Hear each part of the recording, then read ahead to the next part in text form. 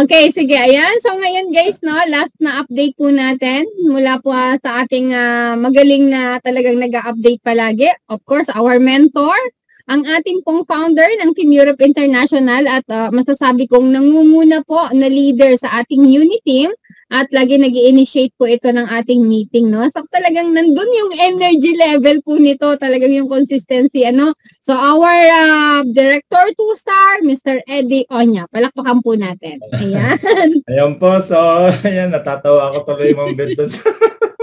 Nung binanggit kong manok na pula, nag-ulit-ulit na yung sinasabi ko. Ayan, anyway, ay nakakatawa tong araw na ito kasi nga po ay dahil nga dito sa nagaganap ngayon na ongoing global event natin sa ating pong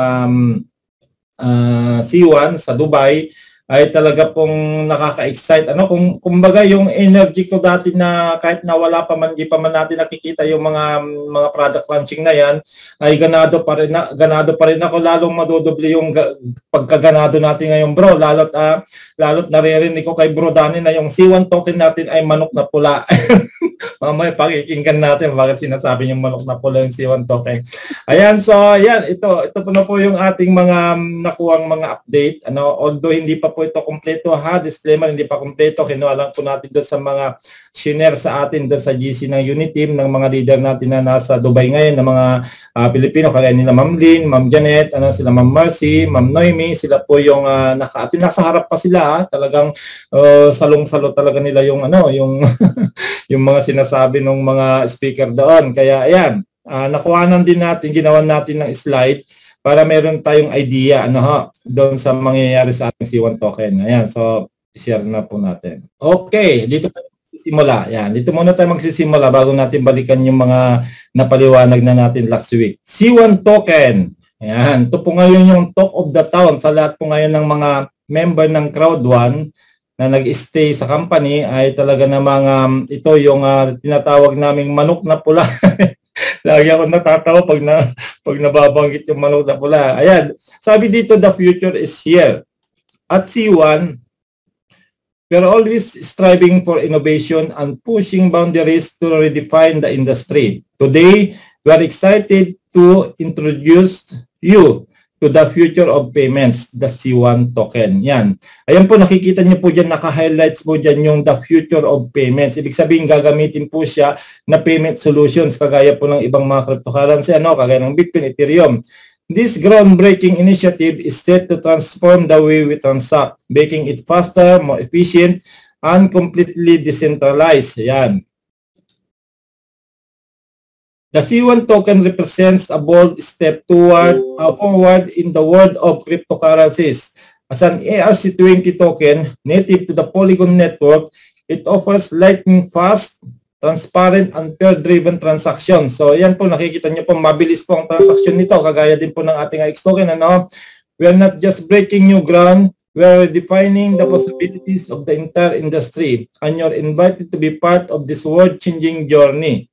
Ayan. So dito po, ito po yung mga na-screenshot kanina doon na ginawa lang natin ng slide, kaya makikita nyo medyo malabo, pero hopefully by Wednesday sa leadership group meeting ay yung buo po yung papakita nila. So importance of the launching of a token. Real-time transactions, ibig sabihin, di mo kailangang mag-antay ng matagal, kumbaga, pwede siyang ma-convert anytime kung gusto mo i-convert ng anytime to other crypto. Monetizing of social capital, removes middleman. Yan po yung ating C1 token, pag nag-launch na. Vision behind the token. Ang sabi nakalagay po dyan, lead the charge in blockchain-powered peer-to-peer affiliate marketing logic. Develop a crypto-native tool for the next generation of digital influencers. Next, token business model. Ayan, kung makikita niyo po dito, nasa gitna po siya palagi. Ayan, magsisimula tayo dito. Ayan, network. Alam naman natin po sa Crowd1, we use the network. Ginagamit natin yung mga tao po para i-promote yung product natin. Tapos tayo po yung magsisale. Then, new buyers, yon, mga bibili ng mga package. At dadaan po sa C1 tokenomics. tokenomics. Ayan yung mga word na ginagamit. Then, babalik sa network. Then, yung nga po sa C1 token. Wait lang.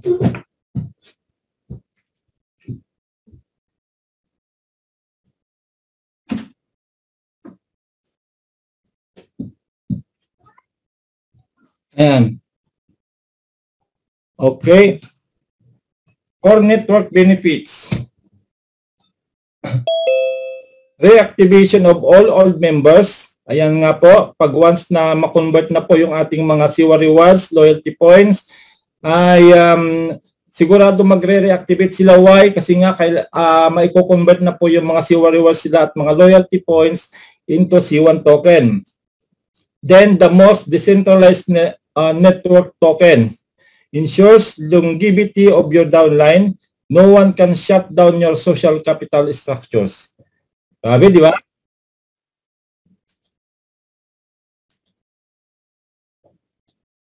Then next, ensuring a successful launch. The C1 token will be an ERC20 token powered by Polygon blockchain network.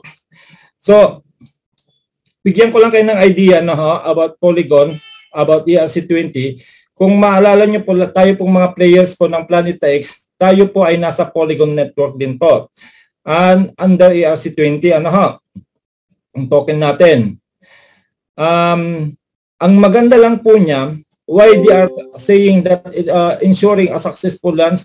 Why? Kasi po, ang magmamanage po ng C1 token natin ay walang iba, kundi ang founder po ng Planet X na si Sir Felix, na alam po naman natin na sa maiksing panahon na nag-launch po yung ating Planet X, siya po ay nag-number 1 kaagad po bilang blockchain game sa Polygon network. Kung kaya yung kanyang kakayahan na mamuno dito sa ating maglala sa C1 token ay subok na po kasi may napatunayan na siya. So, we are expecting na mas malaki po ito kasi nga po ay napag-aralan na po nila kung paano po umaandar ang cryptocurrency, napag-aralan na nila yung ups and down ng ating IX token. So, I believe dito po maitatama na lahat. Kaya po magiging mas malaki ito kasi nga dito iikot lahat ng mga product ng ating Crowd1 na nakita niyo po yung video kanina ng Metaverse. So, ililink din po nila yung ating Metaverse. Hindi natin alam kung yung ating virtual options into C1 token. So, ang dami na po nung ililink sa kanya yung Siwa rewards, yung loyalty points, yung DPN shares, plus yung ating nga pong virtual options. Grabe po yan pag nangyari po yan. Kaya nga po, we are so very blessed na mga nag-stay sa company, especially yung may mga assets na nabanggit ko dahil mapapakinabangan na po natin. Ibig sabihin, mapipera na po yung mga naipon nating mga digital assets sa loob ng mga account natin. Then, ito na po, token airdrop. Ayan, makikita nyo po dito yung token airdrop. Ayan, screenshot nyo po yung mga yung mga total nasa YouTube naman, i-upload natin sa YouTube. So, base allocation, retroactive, filter ang, ano ba yun? Share based on previous use. Medyo malayo lang po. Eligibility measure, sabi dito, burn of rewards, loyalty points, network ranks, active use, KYC user. O, yan po yung sa base allocation. Sa conditional naman, require recent of new action to claim. Eligibility measure recent source activity NFT element holder. So yan po yung mga ipapaliwanag pa po in the coming days. Kumbaga ito ay pasilip lamang po, pero I believe tatalakayin po lahat ito sa Siwa Leadership Group meeting sa Miyerkules. Kasi nga siyempre tapos na po yung global event that time, ay meron ito rin po yung slide na papakita din para mas maliwanag po kasi in-screenshot lang po yan ng mga umatin doon ng mga natin kung kaya ay medyo malabo po pero yun nga po binibigyan ko na po kayo ng idea kung ano po yung mangyayari. Ayan. So ito po yung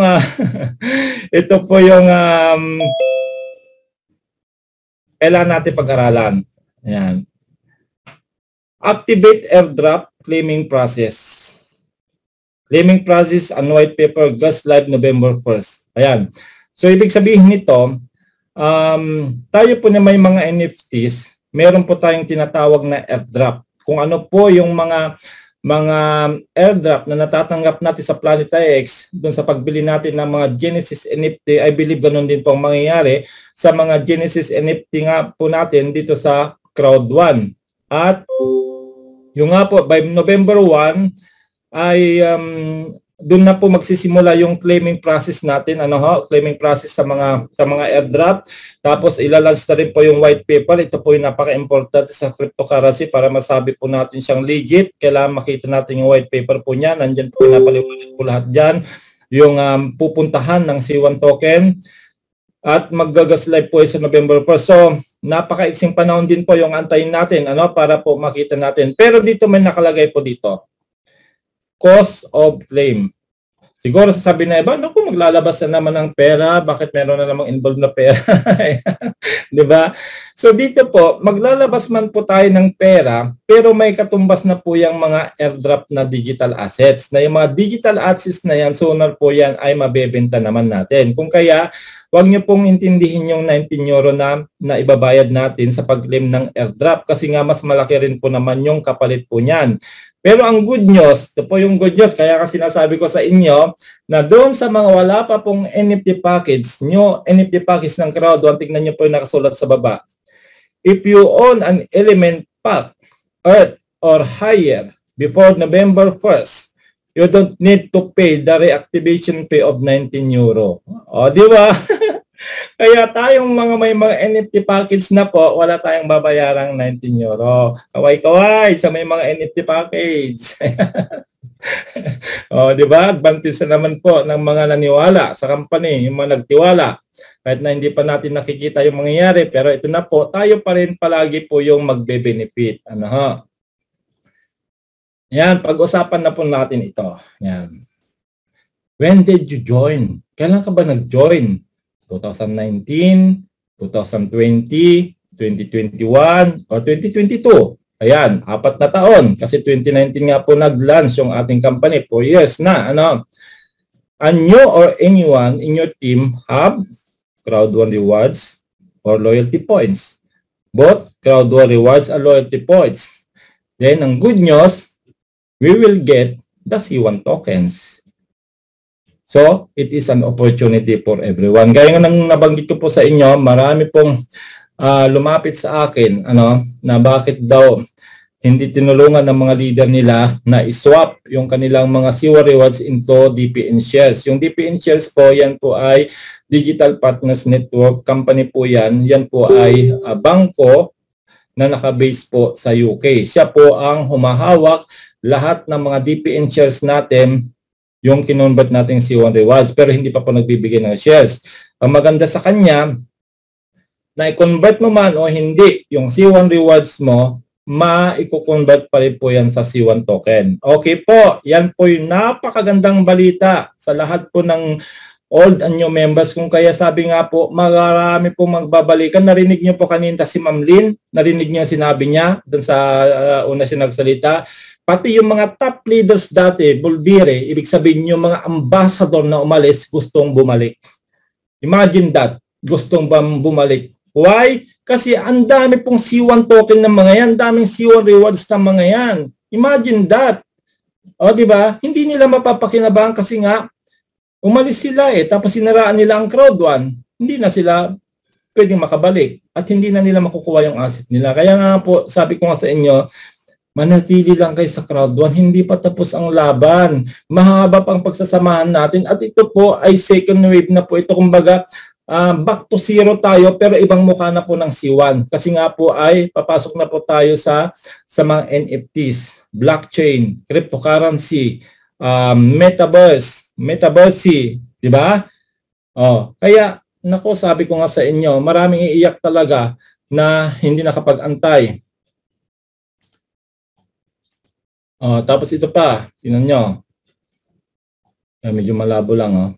Kita nyo po, yung C1 rewards at saka loyalty points, burn them, farm them, and you will get C1 token. Kung ano yung ginawa natin doon sa Planeta X sa pagbo-burn ng ibang asset para makuha natin yung higher asset o more valuable asset, parehas lang dito.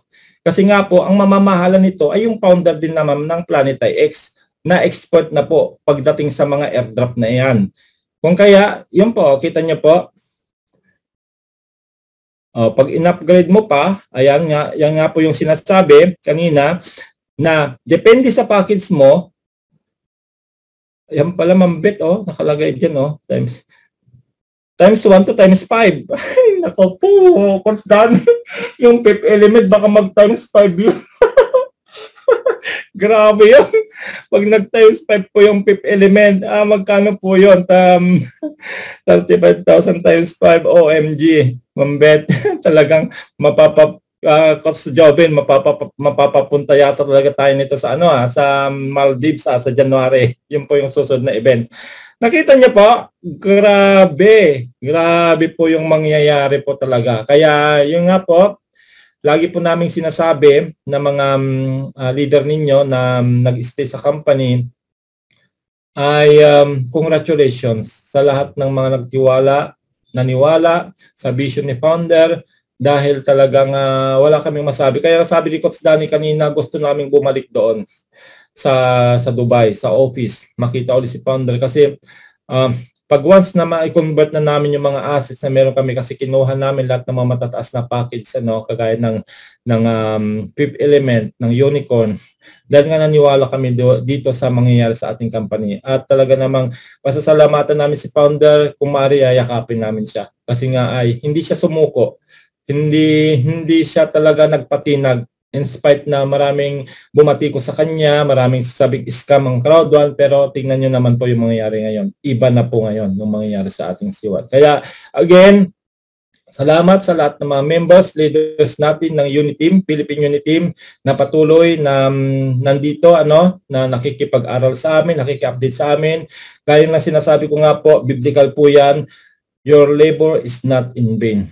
Yung pagpapagal po natin, hindi po yan mawawala ng saysay, kundi tayo po yung makikinabang, tayo yung mag-aani na mga nag-stay sa company. Yun lang po, Ma'am Beth, at hopefully makuha natin yung mga mas malinaw na slides by Wednesday para ma-update ko po ulit kayo. Yun lang po, God bless po sa ating lahat. Okay, maraming salamat po, Sir Eddie Onya, sa powerful po na update po sa ating C1 token. Ayan na. Recording Nagiging stopped. sabi nga po maganda po ba? Kasing level po ba ng energy ng manok na pula? Ayan, Coach Danny, halika. Ay, ito talaga, gusto kong naririnig yung kanyang motivation sa manok na pula